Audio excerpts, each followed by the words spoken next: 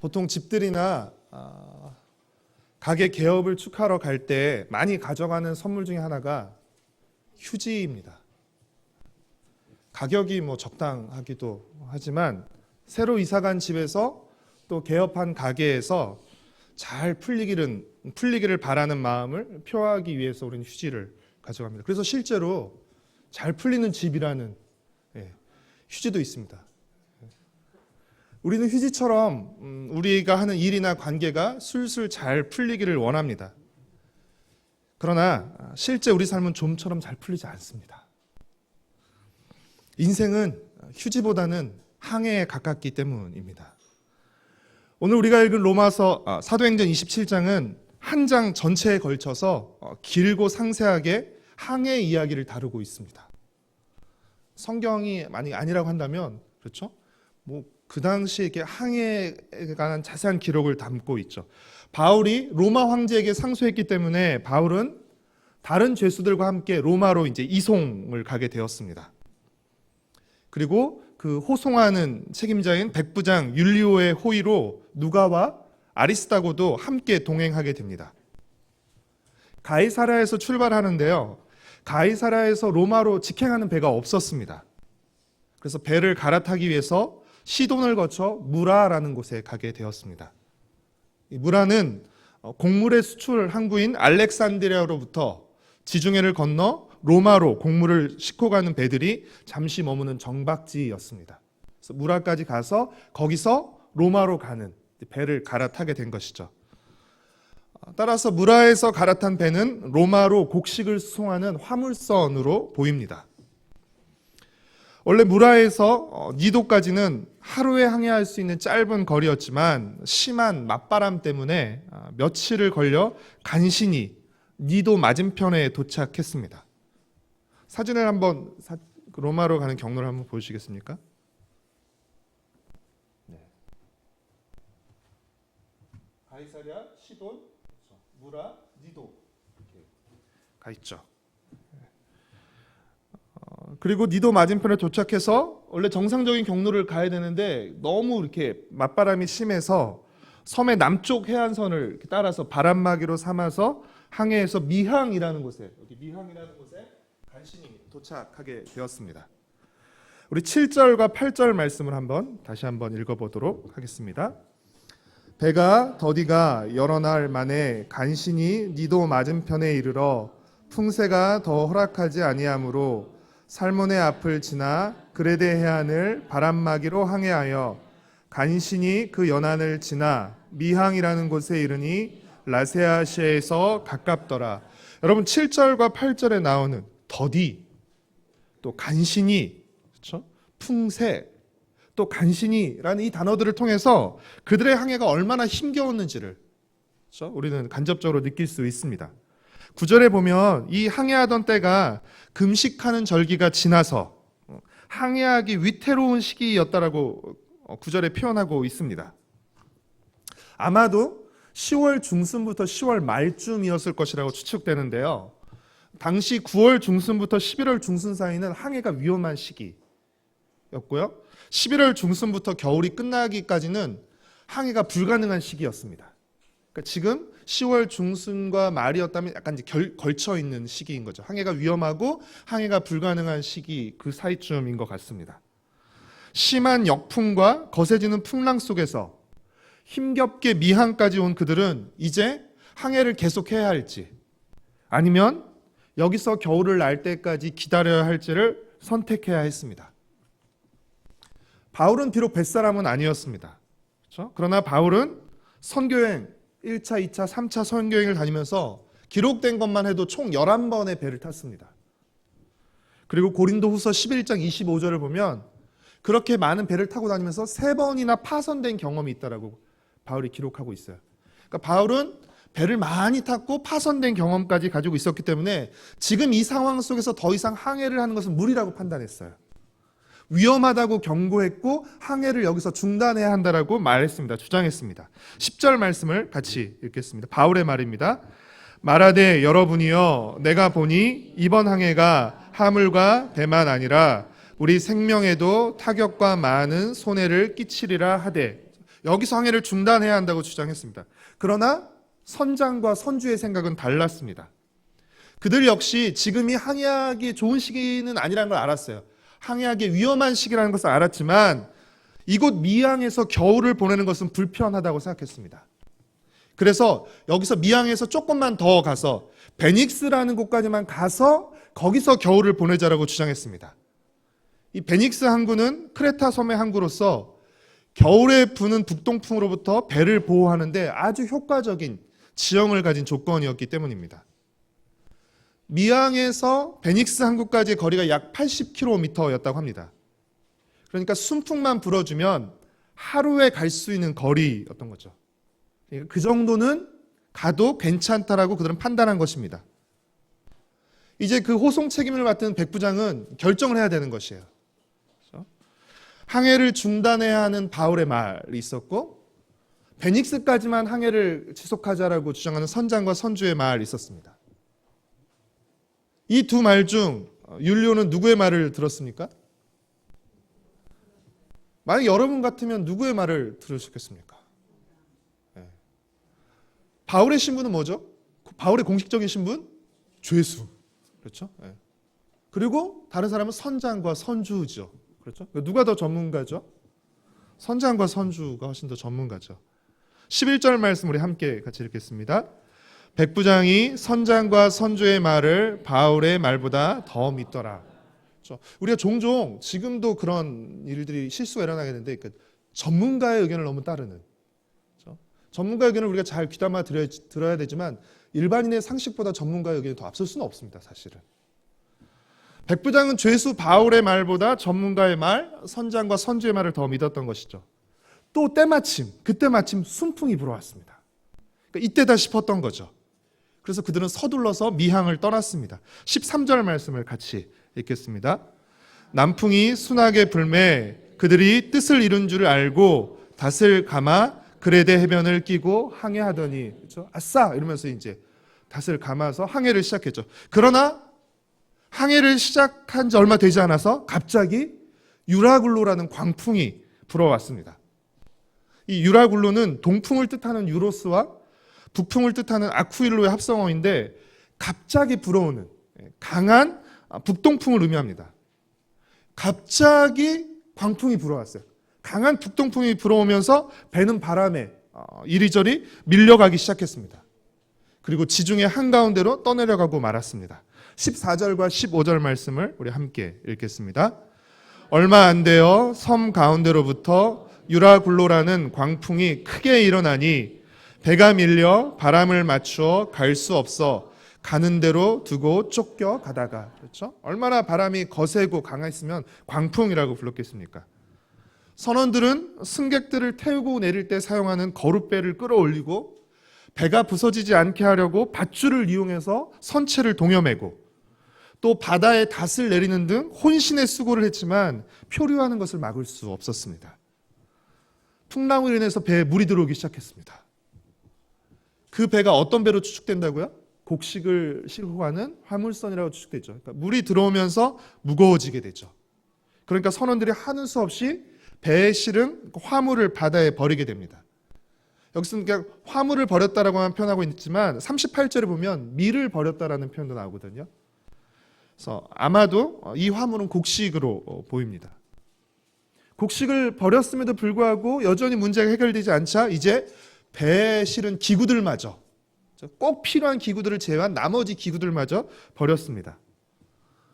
이로써 10절에서 바울이 경고했던 화물과 배에 큰 손상이 있을 거라는 그 말이 그대로 이루어지게 된 것이죠. 광풍이 몰아닥쳤고요. 큰 풍랑으로 인해서 바울이 탄 배는 하늘조차 볼 수 없었어요. 그리고 표류해서 지금 어디에 있는지도 모르는 곳에 있게 되었고 배에 탄 사람들은 모두 다 낙심하게 되었습니다. 살 소망을 모두 잃어버리게 되었습니다. 20절 말씀을 우리 함께 읽도록 하겠습니다. 여러 날 동안 해도 별도 보이지 아니하고 큰 풍랑이 그대로 있음에 구원의 여망마저 없어졌더라. 그렇죠? 풍랑은 멈출 기미를 안 보이고, 그렇죠? 하늘은 보이지 않고 계속 배는 요동치고 모두가 이젠 다 죽었구나. 다 끝났구나 라고 생각하던 그 상황에 배 안이 온통 낙담과 절망으로 가득한 순간에 바울이 일어나서 말하기 시작합니다. 바울의 첫째 말은 뭘까요? 여러분이 바울이었으면 어떤 말부터 시작했을까요? 그러게 왜 내 말 안 들었습니까? 그렇죠? 그러게 왜 내 말 안 들었습니까? 내 말 그때 들었으면 이런 일이 일어나지 않았을 것인데, 우리 같으면 한참 이 얘기만 할 것 같은데 이 얘기를 짧게 하고 난 후에 바울은 절망하고 있는, 불안에 떨고 있는 배 안의 사람들을 안심시킵니다. 22절 말씀을 함께 읽겠습니다. 내가 너희를 권하오니 이제는 안심하라. 너희 중 아무도 생명에는 아무런 손상이 없겠고 오직 배뿐이라. 안심하라. 너희 중 아무도 죽지 않을 것이다 라고 말하죠. 바울이 사람들에게 안심하라고 말할 수 있는 근거는 뭐였을까요? 하나님의 사자를 통해 바울에게 주신 말씀이었습니다. 23절 23절과 24절 말씀을 같이 읽겠습니다. 내가 속한 바 내가 섬기는 하나님의 사자가 어젯밤에 내 곁에 서서 말하되 바울아 두려워하지 말라. 내가 가이사 앞에 서야 하겠고 또 하나님께서 너와 함께 항해하는 자를 다 내게 주셨다 하였으니.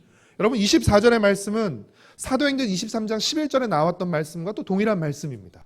그렇죠? 네가 로마에 가서도 복음을 전하여 하리라. 이 말씀과 같이 연결된 말씀이죠. 하나님께서 바울에게 가이사 앞에 가서 서야 할 것이라고 말씀하셨기 때문에 자신은 로마에 가게 될 것이고, 그렇기 때문에 이 배에 타고 있는 당신들도 안전할 것이라고 말하는 것이죠. 지금 바울은 어디에 있죠?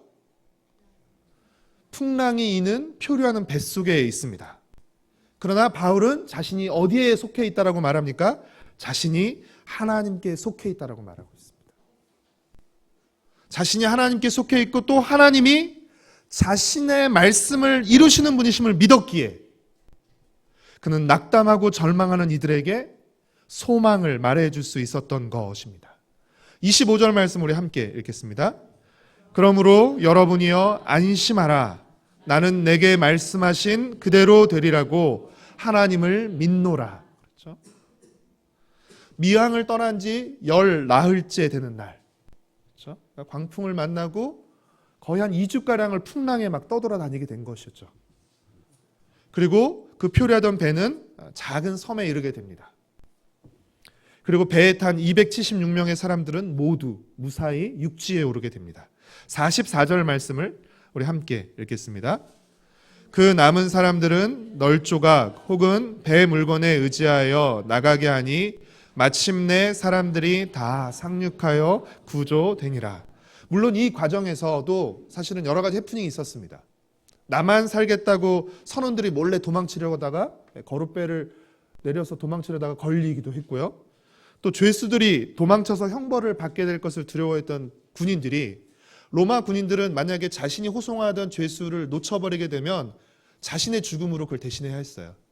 그러니까 차라리 죽이는 게 더 편한 거죠. 그렇죠? 이 사람들이 도망치는 걸 내가 죽였다라고 하면 문제가 될 게 없으니까. 그래서 배가 난파되고 이런 혼란스러운 와중에 죄수들이 도망쳐서 자기가 죽을 것을 두려워했던 군인들이 바울을 포함한 죄인들을 죽이려고 했습니다. 이때 백부장 율리오가 그것을 막았죠. 그래서 결과적으로 한 사람도 죽지 않게 된 것이에요. 중간에 이런 위기도 있었지만 결과적으로 한 사람도 죽지 않음으로써 22절에서 바울이 말한 너희 중 아무도 생명의 손상이 없을 거라는 바울의 말대로 그대로 이루어진 것입니다. 우리가 엄청난 그 지금 풍랑이 있는 지금 바다를 우리가 거쳐왔는데, 만약 우리 인생의 성공과 행복의 기준을 잘 풀리는 데 둔다면, 또 순탄함과 순적함에 둔다면, 여러분 바울의 인생은 틀림없이 실패한 인생입니다. 그렇죠? 만약 우리 인생의 성공과 행복의 기준을 잘 풀리는 데 둔다면 바울은 실패한 인생입니다. 그러나 여러분은 바울이 실패하고 불행한 인생이라고 생각하십니까? 성경은 바울의 인생을 실패하고 불행한 인생이라고 말하고 있습니까? 결코 그렇지 않습니다. 성경은 오히려 바울의 인생을 우리가 본받아야 할 인생이라고 말하고 있습니다. 사랑하는 성도 여러분, 바울이 로마로 가는 것은 분명히 하나님의 뜻입니다. 그렇죠? 그러나 로마로 가는 길은, 하나님의 뜻인 로마로 가는 길은 결코 순탄하지 않았습니다. 심한 역풍이 있었고요, 갑작스러운 광풍이 있었고, 또 거친 풍랑도 있었습니다. 여러분, 이 사실은 무엇을 의미하죠? 하나님의 뜻을 따르는 길이라고 해서 그 길이 순탄하고 순풍만 부는 것은 결코 아니라는 것입니다. 우리는 바울이 그랬던 것처럼 하나님의 뜻을 따르는 길에서도 얼마든지 역풍과 광풍을 만날 수 있다는 것을 알아야 합니다. 사랑하는 성도 여러분, 주님을 믿고 따르는 길에서도 우리는 얼마든지 역풍과 광풍을 만날 수 있습니다. 주님을 믿는다고 순풍만 부는 것 아닙니다. 주님을 믿고 따른다고 우리가 역풍과 광풍에서 제외되는 것 아닙니다. 주님을 믿는 우리도 주님을 믿지 않는 사람들과 똑같이 역풍과 광풍을 만납니다. 주님을 믿어도 역풍과 광풍을 만나는 데는 차이가 없습니다. 믿지 않는 사람들과 차이가 없습니다. 그러면 우리가 주님을 믿는 것은 무슨 의미일까요? 주님을 믿어도 역풍과 광풍을 만나는 데 차이가 없다면 만나는 데는 차이가 없지만 어디에서 차이가 나는 것입니까? 만났을 때 차이가 나는 것이죠. 그렇죠? 주님을 믿는 우리도 역풍과 광풍을 만나지만 주님을 믿는 우리는 그것을 만났을 때 엄청난 차이를 만들어내는데 그 차이는 주님께 속해 있음으로써 우리가 누리게 되는 안전과 평화입니다. 바울이 말했던 것처럼 우리는 아무리 심한 풍랑 속에 있어도 우리는 주님께 속한 사람들입니다. 주님을 믿는 우리는 주님께 속한 사람들입니다. 우리가 속한 주님은 어떤 분이시죠? 바람과 바다를 지으신 분이십니다. 바람과 바다를 주관하시며 잠잠하게 하시는 분이십니다. 또한 우리가 속한 주님은 어떤 분이십니까? 말씀하신 것을 그대로 이루시는 분이십니다. 그렇기에 주님 안에서 주님의 말씀을 붙잡는 한 우리는 안전하고 소망과 평안을 누릴 수 있게 되는 것입니다. 사랑하는 성도 여러분, 인생은 항해와 같습니다. 그리고 바람은 결코 내 마음대로 불지 않습니다. 다 아시죠? 겪어오셨죠?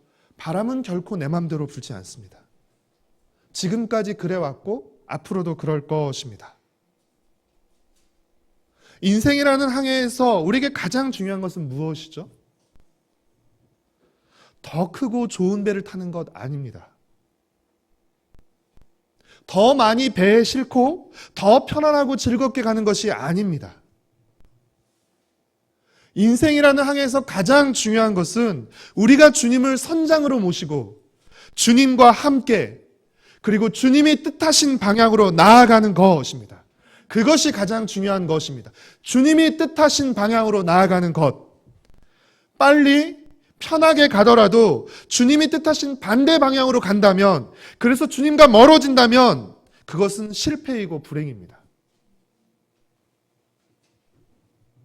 반면에 더디게, 힘겹게, 간신히 나아가더라도 주님이 뜻하신 방향으로 나아간다면, 그래서 주님과 가까워진다면 그것이 성공이고 행복입니다.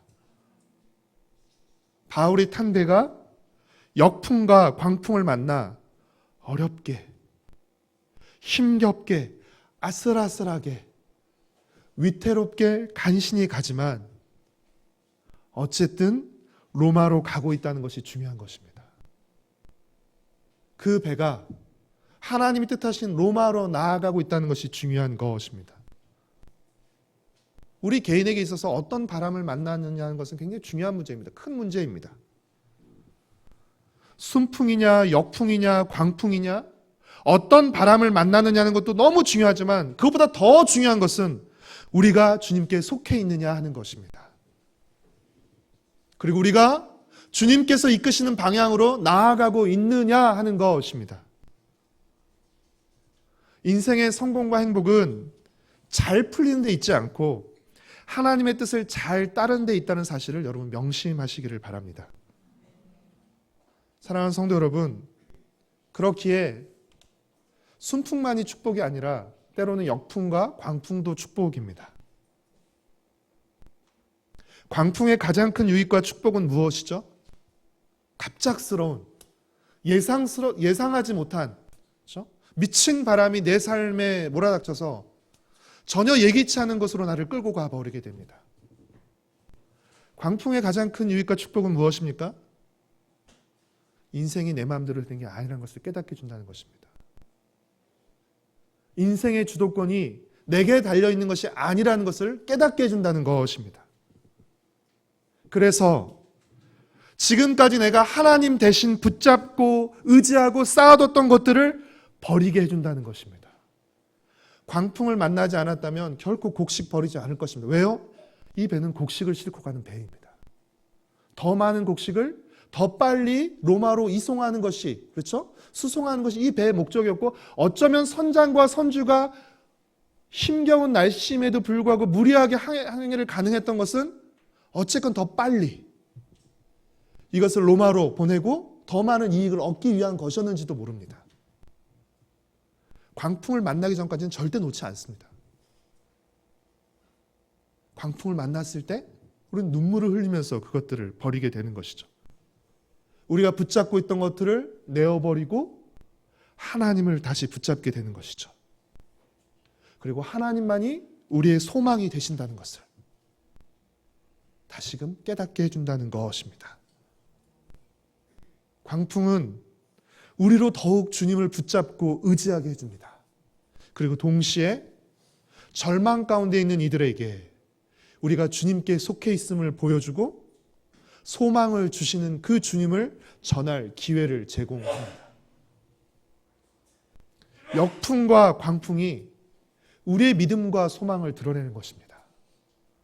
여러분, 우리가 살아가면서 순풍만 만난다면, 내 뜻대로 모든 일이 다 된다면, 그렇죠? 믿음 필요 없죠. 그냥 다 되는데 기도가 필요 없고 주님을 의지할 필요가 없게 되는 것이죠. 사랑하는 성도 여러분, 올 한 해가 이제 열이틀 정도밖에 남지 않았습니다. 한 해를 돌아보면 힘겹게 안간힘을 쓰면서 간신히 여기까지 온 것 같습니다. 겨우겨우 여기까지 온 것 같습니다. 그러나 순적히, 넉넉히, 풍족히만이 은혜가 아닙니다. 우리는 순적해야만, 넉넉해야만, 풍족해야만 그것이 은혜라고 생각합니다. 그러나 여러분, 더디게, 겨우, 힘겹게, 아슬아슬하게, 간신히도 하나님의 은혜입니다. 그 은혜로 우리가 여기까지 온 것입니다. 올 한 해도 그렇고 그리고 지금까지도 순풍만으로 살아온 사람은 없습니다. 무수한 역풍을 만났고 갑작스러운 광풍을 만나기도 했습니다. 내년에도 또 앞으로도 우리가 사는 날 내내 우리는 역풍과 광풍을 만나게 될 것입니다. 그러나 그렇다고 해서 우리가 너무 역풍과 광풍을 걱정하고 두려워할 필요는 없습니다. 틀림없이 만나게 될 것인데 만나면 어떻게 할지 걱정하고 두려워할 필요는 없습니다. 왜 그렇습니까? 우리는 누구에게 속한 사람이기 때문에요? 바람과 바다를 지으시고 바람과 바다를 다스리고 잔잔하게 하시는 그 주님께 속한 사람들이기 때문입니다. 우리는 역풍과 광풍을 만나겠지만 주님께서는 그 역풍과 광풍마저 사용하셔서 주님의 뜻과 계획을 이루실 것이기 때문입니다. 그러니 주님을 신뢰하며 주님을 의지하고 주님의 말씀을 붙잡고 주님이 뜻하시는 길로 걸어 나가시기를 바랍니다. 이제 얼마 남지 않은 2018년 끝까지 믿음의 달리기를 하시고 남은 열 이틀 동안 끝까지 믿음의 항해를 하시고 2019년 새해 그리고 우리의 남은 생애 주님과 함께 주님께서 이끄시는 방향으로 멋진 믿음의 항해를 힘있게 해 나가시는 저와 여러분, 우리 가정과 새들교회 공동체가 되기를 축복하고 소망합니다.